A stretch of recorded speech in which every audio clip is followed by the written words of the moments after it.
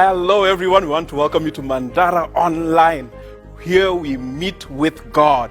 Whether you're 90 or you're 9, we've got something just for you. We've got worship programs, music, preaching, something for the young people, something for the children, something for the married people, something for the singles.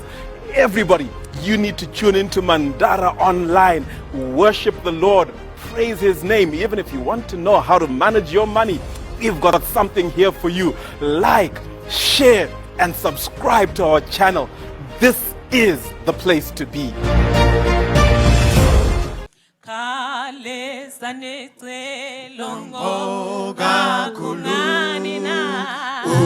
Jesu yeza futhi bonke babheki sise phezulu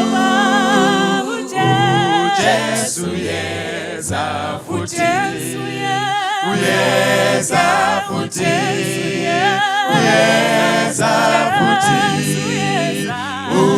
Jesu yeza futhi Zanina seziqomweni Jesu yeza futhi izano bukhosi zinyane Jesu yeza futhi uyeza futhi uyeza futhi Jesu yeza futhi Yogo manini Rwande namazana Jesu yeza futhi Kuganiga njalo zinhlanzi Jesu yeza futhi Uyeza futhi Uyeza futhi Jesu yeza futhi Siyasitshela iziboniso Jesu yeza futhi Nawo umoya uyavunguza Jesu yeza futhi uyeza futhi uyeza futhi Jesu yeza futhi izizwe zonke zithukuthele Jesu yeza futhi nalo ulwazi futhi lwandile Jesu yeza futhi uyeza futhi uyeza futhi Jesu yeza futhi Enkosi fikile emnyango Twalisi phambano manje abalungileyo bazobuthwa yiyo emnyango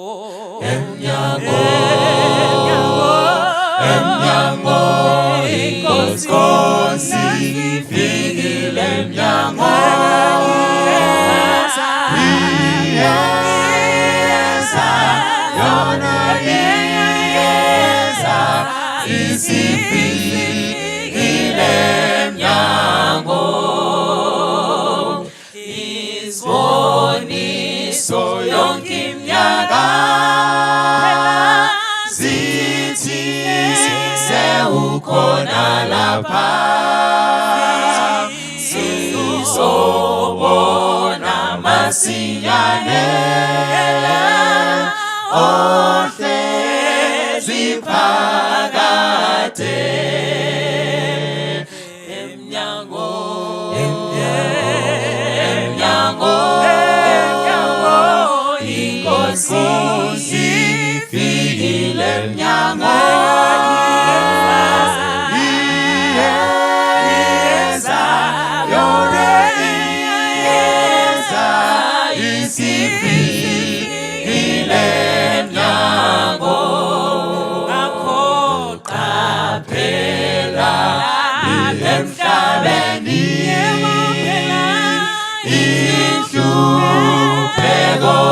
sipheli Yemokeka uzofika umsindisi Yena afe umkhohlisi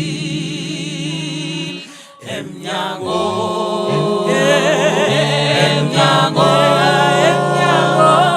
inkosi ifikile emnyango iyeza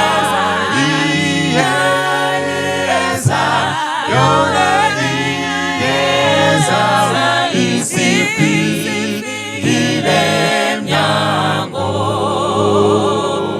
khona ezweni elisha sizolala singabasha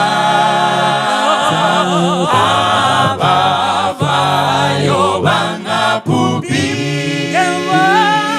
kuve naphakade emnyango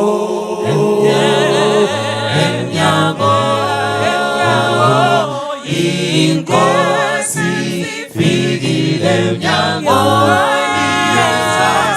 iyeza yona iyeza isifikile emnyango 61 ngoJesu ngethandu ukwazi ngitshela abanye ngomusa bathole ukuxolelwa owenza ukusifela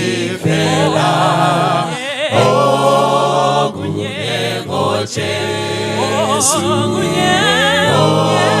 okunye ngoJesu yena mina wangophela yena ngami wazithela ngoJesu mangifundiswe neyakhi ingqondo ngaziswe moyo ngcwele mfundisiwa beza okaKristu okunye ngoJesu okunye ngoJesu yena mina wangophela yena ngami wazithela naye uJesu mangizwane naye uJesu ngithandane izwe izwi lakhe kimi likhuluma konke kimi okunye ngoJesu okunye ngoJesu yena mina wangophela yena ngami wazithela ngoJesu nabukhosi ize ngihlabelo mkhosi ibabazani ngathuli ali udlu lokuthula okunye ngoJesu okunye ngoJesu yena mina wangophela yena ngami wazithela 82 tenzi muchazwando imba jepa amangwa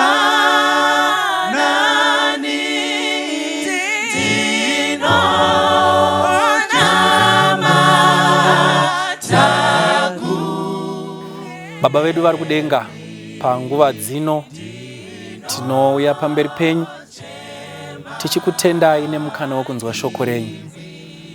Tinounza tauri pamberi penyu tichikumbirisa chose kuti dai mungamuitira zvakanaka. Amire imi makaisa zimbe parurimi rwake, kuti isu tinzwe imi muchitaura nesu. Bvisai munhu pamberi pedu, musimbisei iye, imi mumushandise nenzira yamunoda. Shoko iri ridzvarwe mukati mehana dzedu. Radzvarwa mukati mehana dzedu, isu tigogona kusimuka patigere tichirirarama, tichigadzirira kuuya kwenyu kwechipiri. Musatendera kuti ridonhere parukangarabwe, musatendera kuti rinhongwe neshiri, musatendera kuti rizobayiwa neminzwa, asi dai ringadonhera shoko renyu, ridonhere paivhu rakaorera, tigone kurarama sekuda kwenyu. Maita yenyu Baba vari kudenga, nyasha dzenyu nekuwadzana kwamweya mutsvene dai zvingaramba zviinesu, muzita raJesu akatifira pamuchinjikwa. Amen.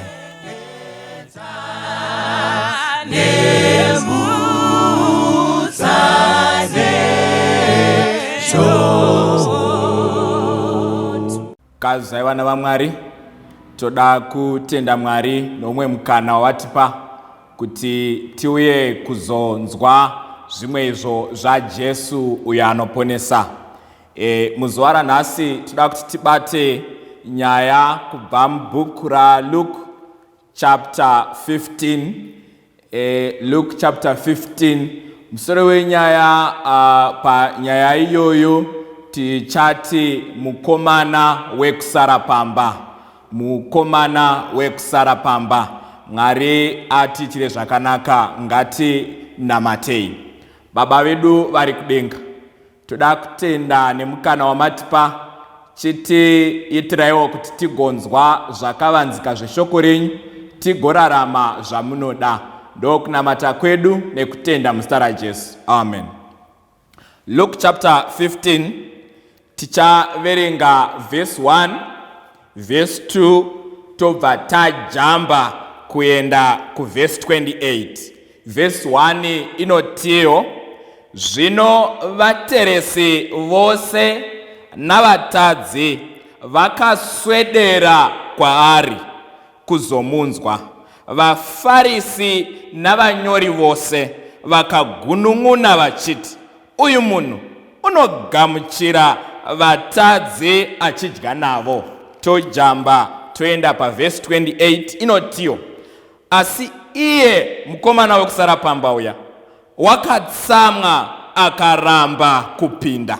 Zvino baba vake vakabuda vakakumbira zvikuru kwaari, asi iye wakapindura akati kuna baba vake, tarirai, ndakakubatirai makore awa mazhinji ndisingatongodariki murayiro wenyu, asi hamuna kutongondipa mbudzana kuti ndifare neshamwari dzangu.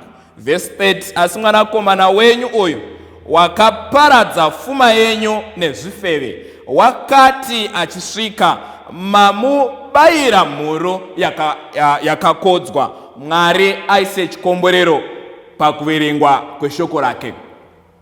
Luke chapter 15, zvinoitika bhaibheri riso clear kuti mapublicans nevatadzi vanoenda kuna Jesu. Pavanosvika kuna Jesu, panoita timu revaFarisi rinotarisa chiitiko ichi, robva ragunun'una, robva ratiko munhu uyu anotambira sei vatadzi. Tiri ipapo, rega tingotaura tichiti itsika yaJesu yekutendera vatadzi kuswedera kwaari. Apa anovatendera vaFarisi yobva vagunun'una. Pavanogunun'una, bhaibheri rinotiro paverse 3, Jesu anobva ati chirega ndivaudze nyaya inogona kuvabatsira pakunetseka nekushungurudzika nechiitiko chevatadzi vauya kwandiri. Bhaibheri rinoti Jesu anotanga kutaura mifananidzo kana kuti maparables. Chandoziva ini ndechekuti mifananidzo inoshandisirwa vanhu vanononoka kubata. So Jesu, in other words, ari kuti kuvafarisi, imimi timu ndokuzivai kuti munononoka kubata, chiregai ndikushandisirei mifananidzo kana kuti an earthly story inokubatsirai kunzwisisa chirahwe ichi. Anobva atanga, yekutanga anoenda navo obva avabuditsira mufananidzo we-lost sheep.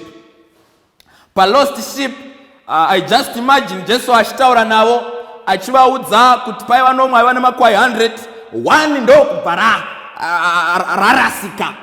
rarasika. This sheep is lost. Ndona timu remafarisi richigutsirira richiti for sure Jesu unorevesa, I am a publicans and these sinners, they are lost. Jesu anobva ona kuti timu harina kunzwisisa rarasika, obva atirega ndende naro pamufananidzo wechipiri kana kuti parabhu yechipiri. Anobva aenda navo onotaura zvelost coin, obva avabuditsira kuti lost coin riri kurasika mumba.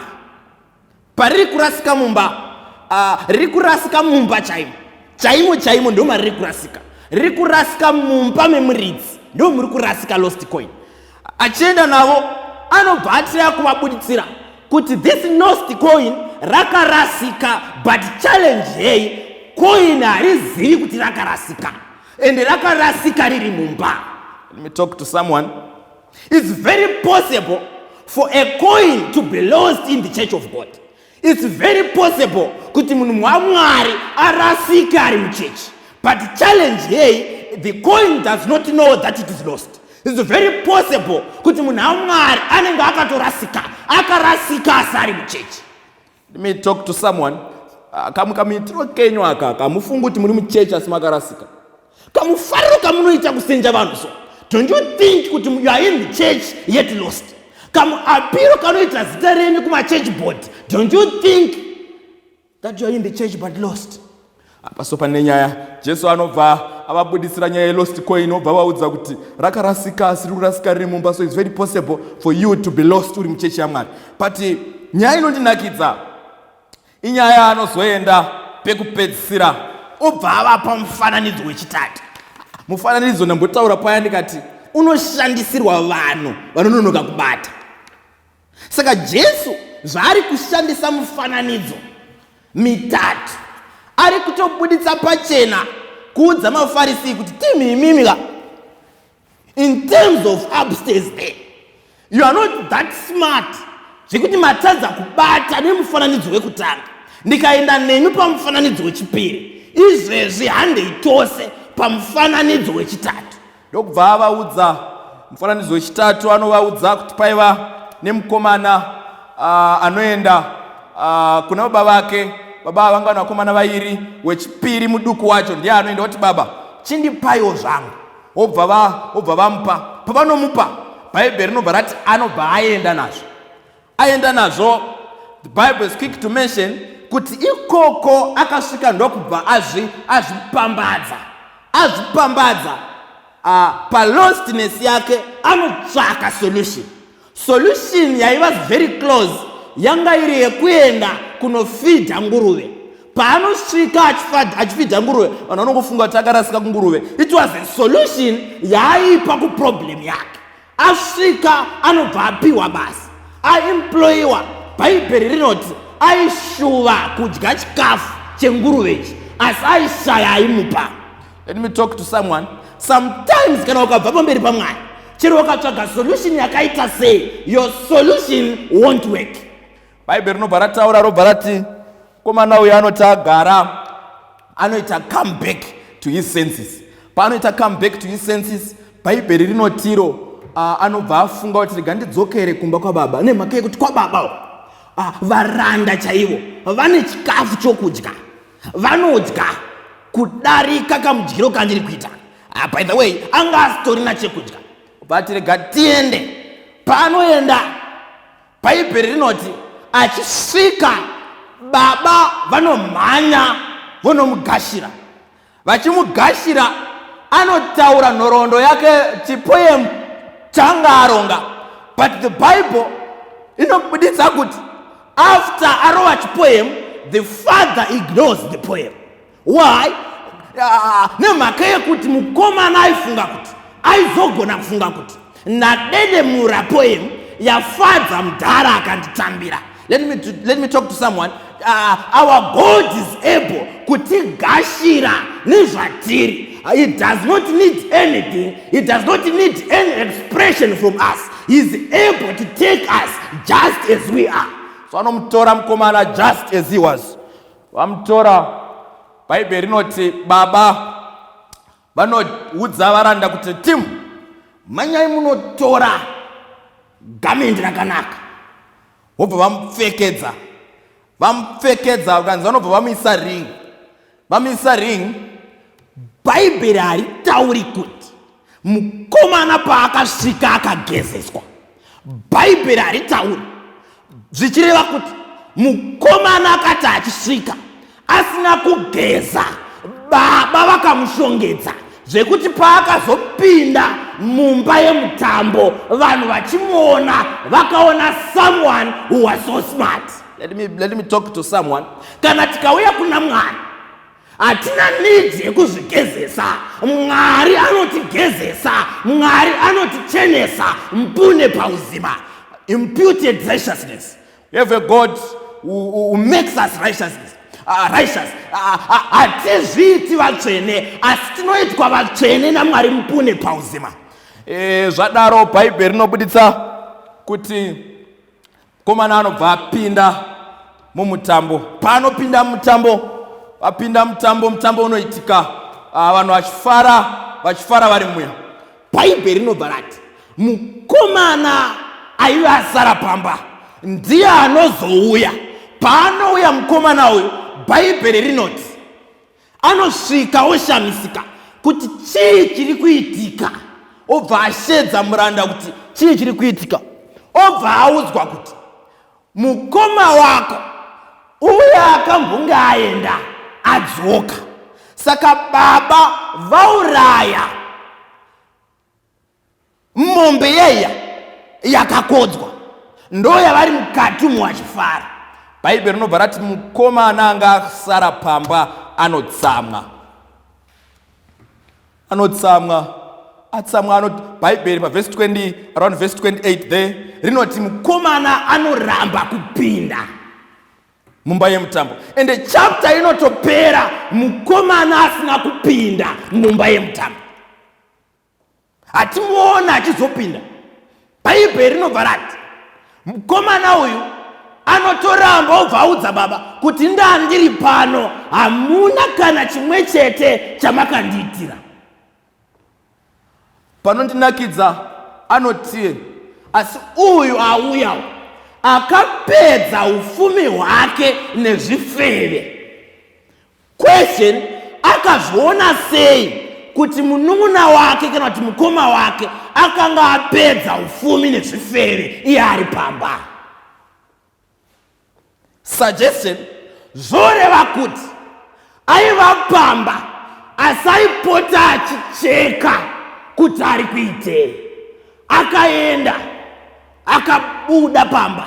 Zvaakabuda pamba achazviona, achafa nenzara, achasangana nezvirwere, achazodai, haarioni denga. This is the guy who is at home. Paari kunge achiconsider mukoma wake, ari kuona someone ari kugadzirira kufa. Let me talk to the church. How many times dzatati tiri muchechi tinocheka vabuda kunze tobva tati vasiyei vakadaro? Hatina keya yeruponeso rwavo. Toti vasiyei vakadaro, tosviyaro vazviwana, vachaperera, vachafira ikoko. Ani mukomana paanodzoka ari pamba anotsamwa. Atsamwa, Bhaibheri rinoti atsamwa kudaro, atsamwira baba mukomana atouya ataura zvechifeve, achitaura kwaasina kuswera iye aiva pamba. Nokumwe kutaura zvoreva kuti mukomana uyu aiva pamba asi asiri pamba. Jesu, remember, ari kuadresa vanhu vari muchechi vari kuti vatadzi ava kuvazouya sei kwamuri. In other words, Jesu ari kuadresa vanhu vari kufunga kuti ivo zvavo naMwari zvakanaka. Jesu ovati, no, that's not the issue. Nyaya ndeyekuti ndinoda vose vakarasika kuti vadzoke. But pavanodzoka vari pamba vanotsama. How many times dzatatsamwira vanhu vaMwari vanotendeuka? Tisingadi kuti vanhu vaMwari vatendeuke. But Baba ignores komana anosvika. Then panotinakidza manje. Ataura zvechifeve adini. Baba vanobva vamudza kuti my son was dead, now he is alive. Question. Kana kuti regai nditaure ndichiti.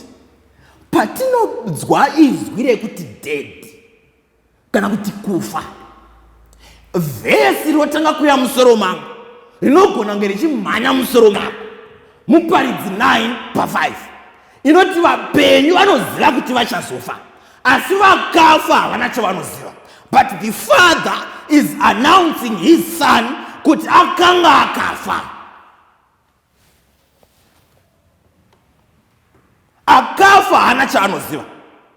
So question, aizonge achichengeta nguruve kuya, aizonge achiita zvaitwa zviya, aipambadza zvinhu ndiani?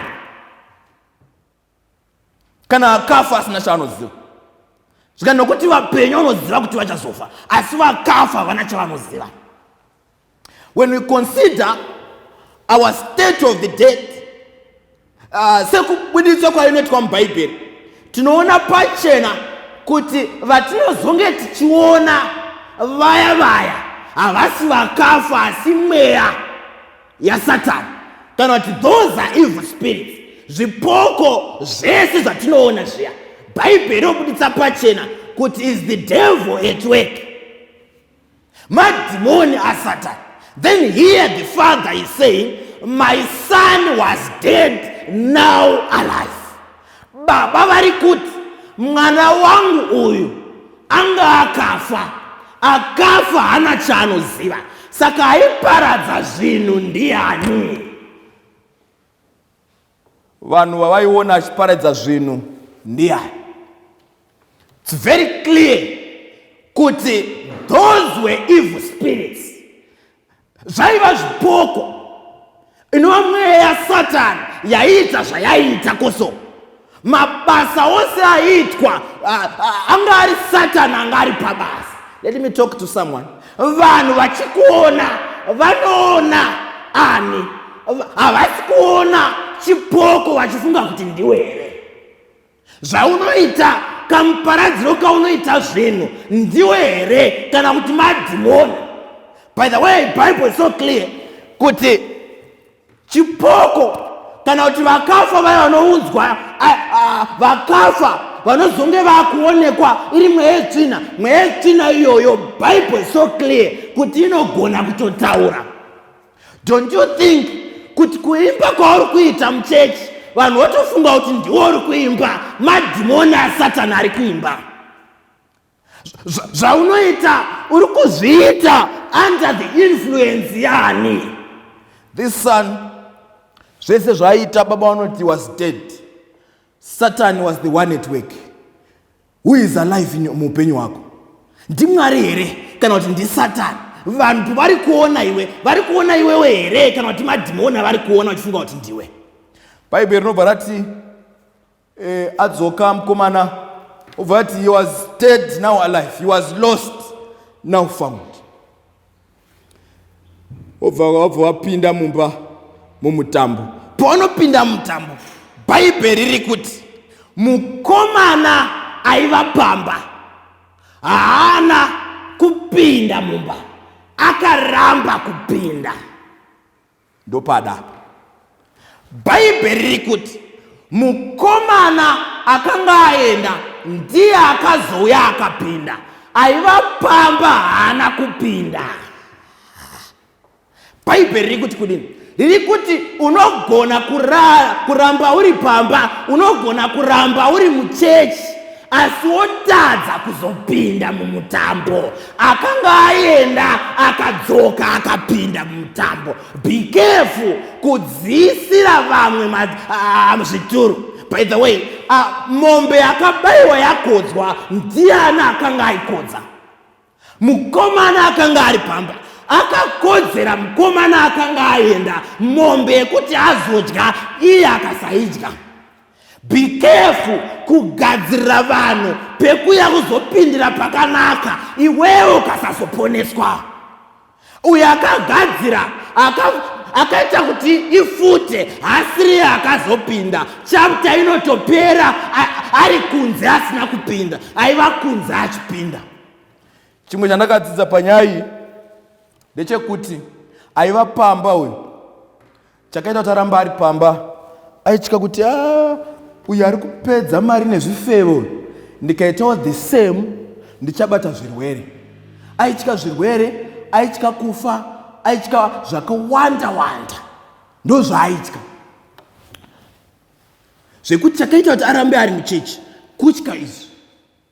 Asi uyu akaita zvivinda akabuda.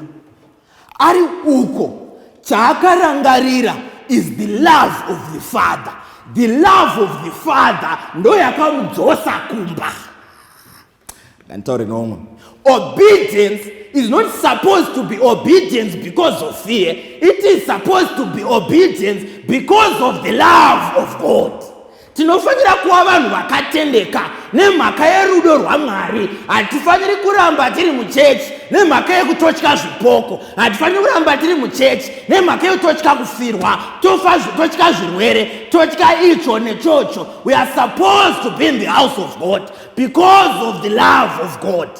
Chakaita kuti mukomana azopinda, rudo rwababa rwaakarangarira ari kunze. Tine vanhu vazhinji vari muchechi, but they are not in the church because of the love of God. And such people who are in the church not because of the love of God, at the end vachawanikwa vasingapinde mumba. Mukomana aiva pamba haana kupinda mumba. Let me say this. It is very possible, very possible kuti vakazojoina church after iwewe ndo vachaponeswa, asi iwewe uchirashwa. Bhaibheri rondibuditsira pachena kuti Abel anowanikwa pamagambo ekutenda. Iye aiva munun'una waKaini. Kaini akatanga kujoina church, asi Kaini haawanikwi pamagambo ekutenda. So be very careful kuti uchashayikwa pamagambo ekutenda vanhu vawakaunza iwe muchechi, vanhu vawakadzidzisa vachiponeswa iwe uchirashwa. So be very careful munhu waMwari. Inyaya iyi inoda Mwari atibatsire. Tikasabatsirwa naMwari tinorashwa. Chinhu chandofarira ndechekuti mukomana anonzi apinda mumba mutambo unoitika, vanofara vachifara. Then Bhaibheri rinondibuditsira zvakare kumusoroko kuti palosship ndo pada imwe point iri papo, rega ndingoitora. Inotiyo shipi payakadzoka haina kudzoka ichingofamba, asi yakatorwa yakadzoka yapa mafudzi. Asi makwai 99 akanga ari pamba haana kuzombotorwa, haana kutorwa kaiswa kumafudzi, asi yakatorwa ikaenjoya mafudzi aKristu. Igwai rakanga rarasika ndo rakaenjoya mafudzi aKristu. Let me talk to someone. Mwari wedu ari kutsvaga gwai rakarasika. Rinogona kunge rakarasika rakatobuda muchechi rikaenda kunze. Mwari ari kuritsvaka. Une chokwadi chawakanzwa munhu waMwari. Chokwadi chiya chichiri chokwadi nanhasi. Mwari ari busy kukutsvaka. Uripiko mwana wangu? Uripiko kana makwai angu akanzwa inzwi rangu achauya ozonamata neni? Pamwe pacho wakarasika uri mukereke, but pamwe pacho wakarasika uri mukereke sekoini hauzivi kuti wakarasika. Muridzi wako ari kukutsvaka. Uya uponeswe. The son when paanouya baba vanofara. Hapana munhu akamuparidzira. Vamwe vanhu vanofanira kungodzoka vasina kuparidzirwa. Iwewe munhu waMwari ka, nyaya yako iyoyo hapana semo inodiwa paya. Hapana effort inofanira kutoka na crusade kana revival yekuti vazokuinvite. kana gathering ipi, iwewe imbonyatsogara pasi unyatsofunga kuti zvauri kuita zviri kumeka sense here mukati meupenyu.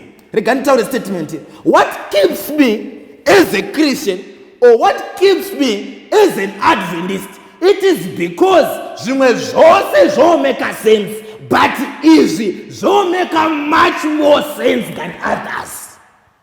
So munhu waMwari kana uchinge wagara pasi, Mwari ari busy achida kangogara akangokumirira. Kana uchinge wadzoka anokutambira. Akutambira, you enjoy the benefits sina kuenjoywa navamwe. So takuda kusvika panguva yekunamata. Rega nditaure ndichiti hama yangu, Mwari ari kukutsvaka achiti ndiri kukuda, ndakatovinga iwe. Anotoda kuti vatadzi vose vauye kwaari. Kana vachinge vauya kwaari anovaponesa.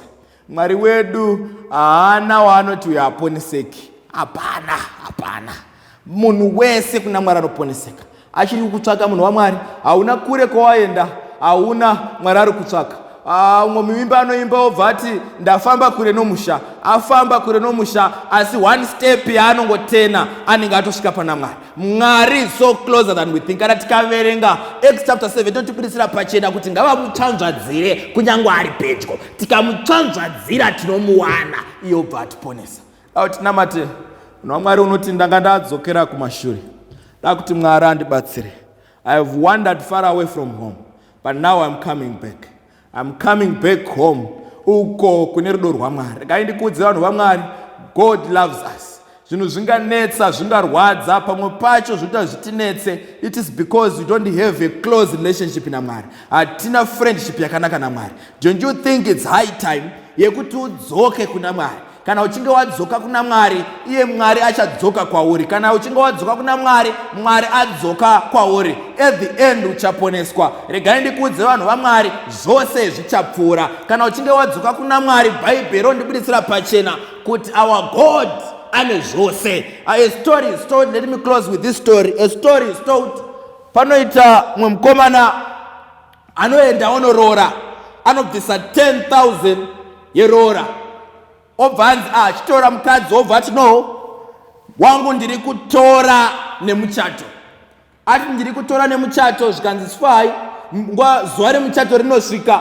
Rasvika, rinofamba, nguva yezvipo inosvika. Nguva yezvipo yasvika, baba vanoenda, baba vemusikana vanoenda, vonosiya chipo che10,000. Inova ndiyo yakanga yaendeswa nemukomana. Akagara achiteerera pachianaunswa, anoshamisika, but nemhaka yekuti pakazara vanhu haana zvaanogona kuita. Muchato chinge wapera, baba vanokumbira kuti sani mozouya kumba, nhasi muchibva pano muchinge madini, uyai kumba mozoenda kumba, uyai kumba kwangu mozoenda kumba kwenyu to your new home. Vanodaro wapera, vanoenda, vachisvika kumba, vanogara, vanotandara, vatandara, vakutobuda zviganzi. Pane marori ari panzai, pane timu ramuri kuona riri kusenga masofa, riri kusenga zvinhu, richipinza marori. Chingovabatsirai, zviri kuenda kumba kwenyu, to your new home, zvazvenyu. Sani uye akambonga ashambisika, pakanzi 10,000. Paanonzwa mashoko aya, anowedzera kushamisika kuti what is the meaning of this. Anobva atarisa baba zvikati ndambonyarara paya, izvo zviona zvomoita. Anoramba, baba wabva wapesista, vanoinsista, baba vainsista baba. Vanobva vatarisa Sani, vobva vati Sani, when you took our daughter, pawatora mwanasikana wedu, watora zvose zvataiva nazvo mumba. Saka zvimwe zvose property yaunoona yava but just mafufu. The real bread ndiye mwanasikana wedu wawatora. Let me talk to someone. Denga parakapa Kristu rakapa zvose zvaraiva nazvo. Saka zvimwe zvose zvatinozokumbira when heaven is considering ndizvo but mafufu. Heaven is more than willing kutipa zvatinoda. Kunyange ruponeso takapiwa, tikarugashira. Mwari is able and ever prepared kutipa mamwe ose manidzi atinoda. Akuti namati nemi nanoti Mwari ndadzoka kuti ndiwe neukama nemi. Kana chinge ndadzoka kuva neukama nemi ndoziva kuti zvimwe zvose zvandinoda izvi muchandipa nemhaka yekuti munazvo. Our God owns everything. Mapisarema 24 verse 1, nyika ndeyaJehovha nekuzara kwayo. Shoko riya ishoko razvokwadi. Zviro chokwadi zvose ndezvaJehovha. Dauti namati anoti Mwari tadzoka, tambonge taenda asi tadzoka. Tibatsirewo kurarama tichita izvo munoda. Tinotenda Ishe nemhaka yekuti muri Mwari. Ngatiwanikwe tiwana nguva yekunamata. Ngatinamate. Baba wedu ari kudenga, tinotenda nemhaka yekuti muri Mwari wedu. Panguva dzinotatoona zviro kwazvo kuti kana tinge tadzoka munotigashira. Vari pamba vangafara, vari pamba vangatsama tinge tadzoka, pamwe pacho vakafara, asi hatinei navo. Chakakosha kuti pinde mumutambo. Mukomana akambonga aenda, akapinda mumutambo, zvotibuditsira pachena kuti kunyange isu tanga tadzokera kumashure, kana tikadzoka tinopinda. Help us, oh God, kuti isusu tiri pamba tisaite semukomana aiva pambawo. Akanga ari pamba asi pamutambo haana kupinda. Tibatsirewo Mwari kuti sangove vanhu vari muchechi at the end towanikwa tichirashwa. Help us, oh God, to be saved at the end. Tinotenda Changamire nerudo rwenyu rwekuti tinoramba tichirangarira kwatanga taenda uku taona hakuna chiro, asi kwamuri ndo kune rudo. Taakuya kwamuri kuzova obedient nekuda kwerudo rwenyu. Tibatsirewo tese sesangano tigokuteererai nekuva obedient nekuda kwerudo rwenyu. Totenda Changamire nemhaka yekuti tinoziva kuti kana tinge tataura nemi munotinzwa, munogara muchitinzwa, ipapa matotinzwa. Ivaiwo nesu tose tigowanikwa tichiponeswa. Uku ndo kunamata kwedu nekutenda muzita raJesu Kristu. Amen. God bless you. Tinotenda Mwari vakukomborerei. Oh, Jesu litwalalami, uye usingiso lwami, ingeze natembo wami, opaswa itwalalami. Jesu Kristu litwala, onko munye kuzodlula, onko munye kuzodlula. Nobunyama buphambiwa mangingoze elithembala, nesiphepho endleleni mangingalahli inkolo yami. uJesu Kristu litwala, konke kunye kuzodlula, konke kunye kuzodlula. Isifungo siqinile kulabo abamthembile, nanxa mina ngidangele, uJesu ngisamthembile. uJesu Kristu litwala, konke kunye kuzodlula, konke kunye kuzodlula.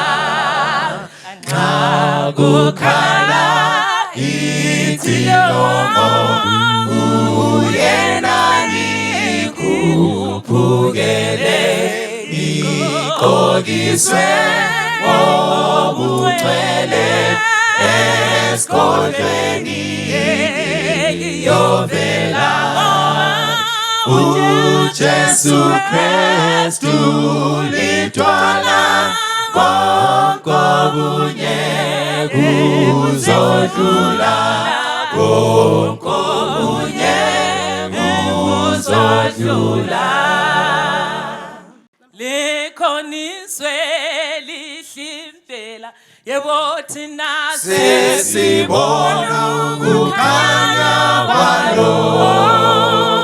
Ubaba wethu ukhona le, uye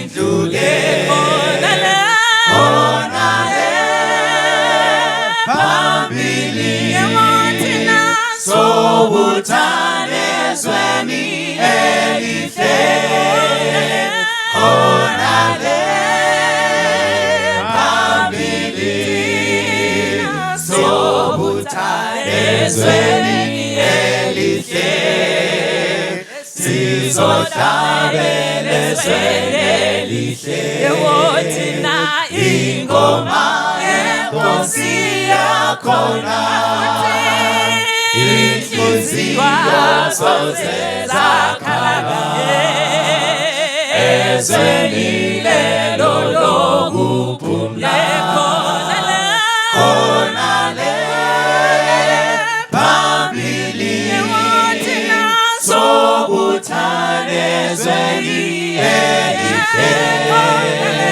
khona le phambili sobuthane ezweni elihle ekubaba wethu ophezulu yebo thina sizohlomisa ngodumo ngalesifo esinguJesu emhla yonke abezibusiso khona le phambili thina sobuthane ezweni elihle khona le phambili sobuthane ezweni elihle.